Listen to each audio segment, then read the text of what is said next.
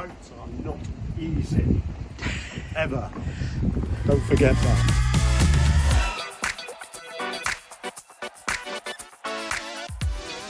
Okay, so this might just start to look like yet another boat launch video, but there is a story to tell.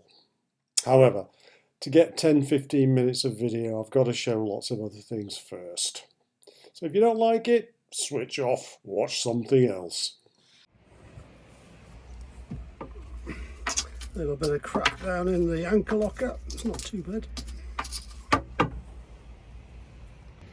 It's a Simpson-Lawrence Anchorman Power, and onto decent anchor, I don't know what you call that. And then we've got the swivel. Chain's getting a little bit rusty. Windlass is working well, parts of the chain is looking a bit rusty. I think it's good for another 1 to 2 years. Don't want to take any risks with the anchor, but I'm not planning on using that for a little while. So it's good to go. Got the muffs on the sail drive. This is the only way I can think of to get water into the engine and to run the engine up and check it out before we go in the water. However, the boatyard has to supply the water pipe and they seem a little bit reluctant to do that, which is a bit odd. Something's sort of going on, but I'm not quite sure what it is yet.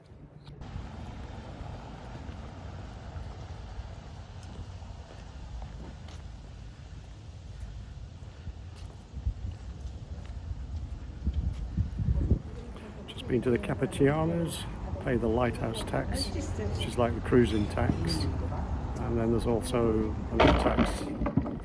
Thank you for that. Another tax. Yeah, white, who don't want? Anyway,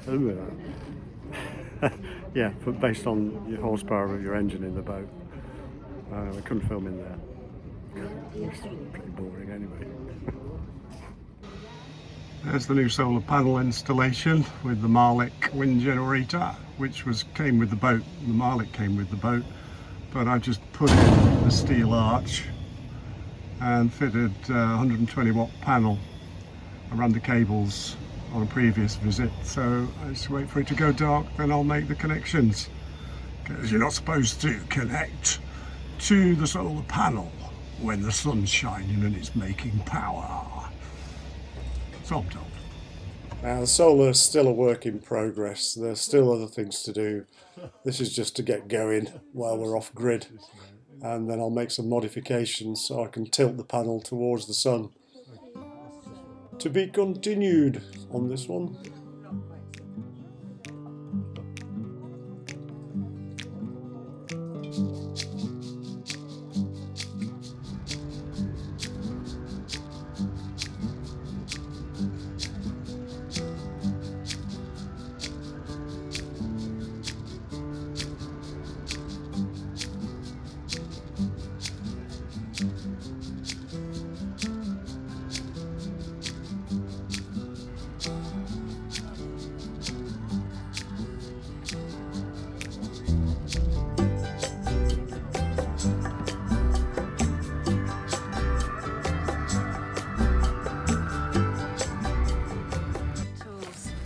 A man and his tools. Tapping, I said. Gate. In a 90-degree turn here. Coming down this slip. That's where we go. Should be interesting.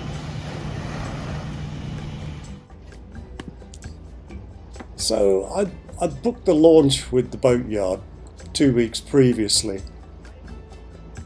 So we turned up and we were kind of getting ready. I was waiting for the hoist, well it's not a hoist, it's a hydraulic trailer, to go under the boat and lift it up off the stand so I could paint over the bits that needed anti-fouling where the support pads had been.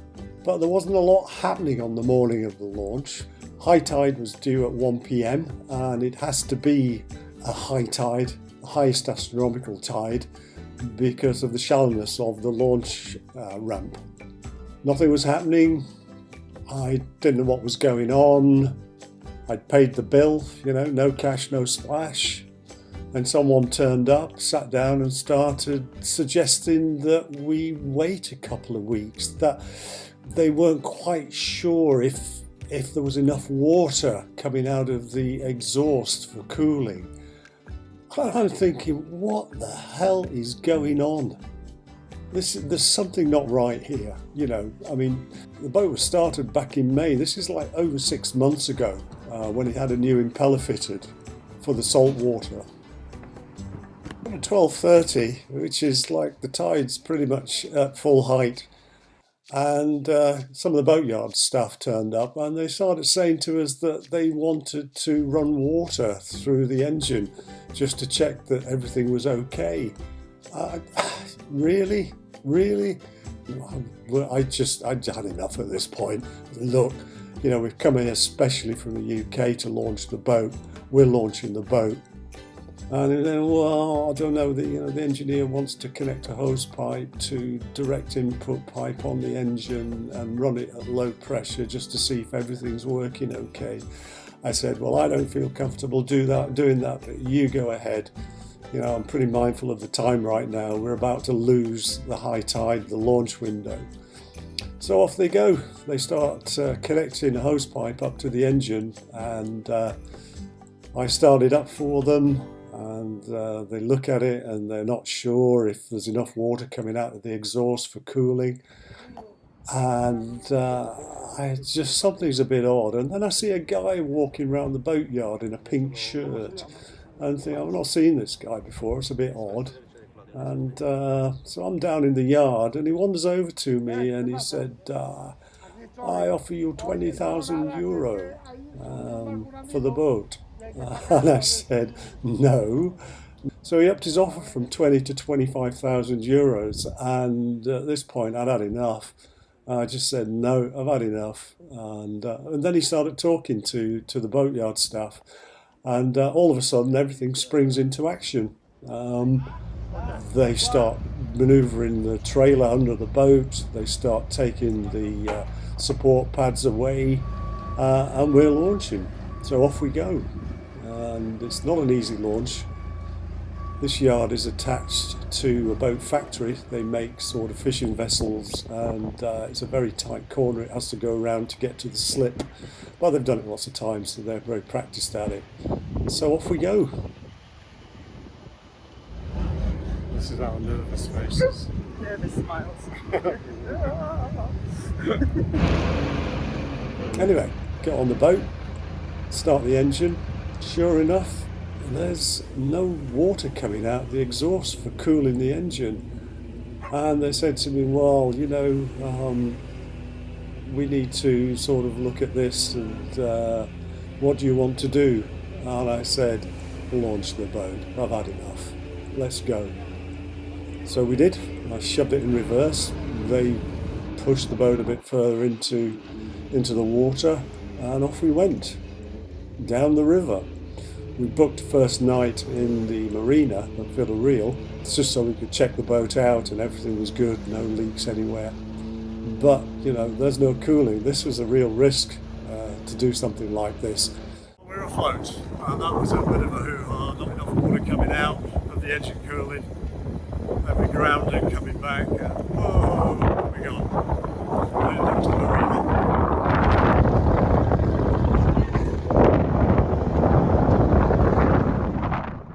But anyway, we got to the Marina before the engine overheated. But there was clearly a problem here and it needed further investigation. So, after a few days of looking around at the engine and getting to know how all the cooling system worked, I came up with a plan. Live every day like a 5-year-old wearing a Batman costume. And this is how the engine works. Raw sea water comes in through the sail drive leg, goes up through a seacock. It then goes to the raw water impeller pump, Water pump looks okay. From there, it goes to the heat exchanger, comes out of the front of the heat exchanger, and goes to the exhaust mixer elbow, where the water is mixed with the hot gases and cools the gases just enough to not melt the rubber pipe, which is the exhaust, and that exits out of the back of the boat. I'm checking the thermostat. So I'm going to start the engine without the thermostat. The thermostat opens at 74 degrees and allows water then to circulate from the heat exchanger through the thermostat housing and into the header tank. There's no coolant in the header tank. That could be one explanation as to why we're overheating. So the problem with this is there is no cooling water coming out of the exhaust. Where to start? Batman put on his cape and got cracking. First thing he did was to check that there was water coming up through the sail drive to the seawater impeller. So he took the front of the impeller off, not turning off the seacock because it was seized. A lot of water came out, and so he put the front cover back on. From there, he checked the water flow, which was going up to the heat exchanger, but there was no water coming out of the front of the heat exchanger. So what did he do? He got cracking again, and he took the heat exchanger off the engine. And this is what he found. About 70% of the cooling tubes inside were blocked. Anyway, Batman cleaned the heat exchanger and then put it back on the engine. Unfortunately, when he started the engine, every joint on every cooling pipe was leaking. Batman was not pleased. Now, I've never heard of superheroes swearing before, but this one did a lot of swearing. Absolutely shattered my image of what a superhero is. So, Batman still had the problem. No water coming out of the exhaust. So the next thing he did was disconnect the pipe going to the outlet of the exhaust and connected up some water pressure. And he turned on the tap. Water went everywhere. There was a lot more swearing again. But what he found out was no water was coming out of the other end of the exhaust. This was the problem. The exhaust elbow was completely blocked. The only good thing was that the fresh water pump was still running smoothly and didn't need servicing, but everything else needed to be serviced and the exhaust elbow needed to be removed and replaced with a new one. So, after 3 days of taking things apart and putting them back together again, what have I found out? Quite a lot. I know how the freshwater and raw water systems work. I also know that the pipes on the freshwater system are incredibly difficult to seal. And what I'm left with, having taken off the heat exchanger to check that and clean it, is a leaky freshwater system. However, we did manage to diagnose the problem, and it is the exhaust elbow. It is completely blocked, restricting any water flow out into the exhaust. I put a pump on the water outlet there, and absolutely nothing is coming out of the exhaust when the exhaust is taken off. So, well, seems like a simple job just to take off the heat exchanger, 4 bolts. Job's a good one. No. This bolt came out. This bolt snapped, so I'm left with a stud in the engine block. And I didn't like the feel of these 2 bolts, so I stopped. And I'm in a pickle. So I put a call in to Volvo Engineering, and we've got an engineer coming this afternoon to give us a quote on what it's going to cost to put everything right. There's a storm blowing through at the moment, blowing 40 knots at present, it's set to go to 50 knots this afternoon. It's like a cyclonic system coming down from west coast of the UK and coming straight around and right into the spot where we are. set to blow for the next 2 days, and then getting better tomorrow evening. Whoa! Good time to have an engineer on the boat fixing your engine problems. The digital nomad there is busy working away for a boss. Just the odd typo error as the boat bangs into the jetty. We've got a spell checker. Yeah, we're really in for it about 3 p.m. this afternoon. Yeah, okay.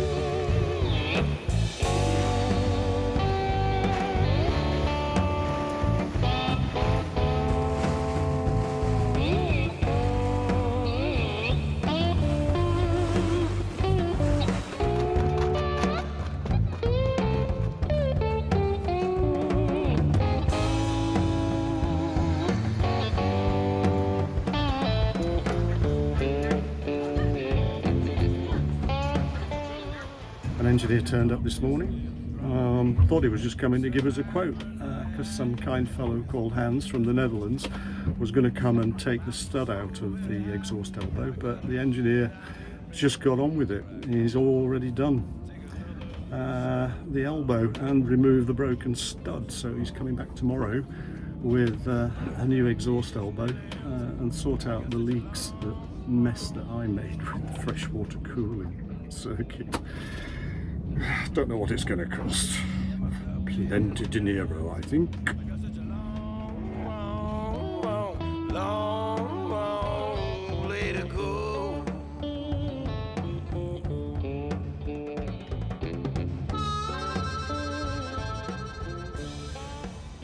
The next day and the sun's out. Yay! And here's the boat with the genoa that came loose yesterday, shredded. Reminds me of Kiss last year on the swale where we got caught in one of the storms and got our genoa shredded.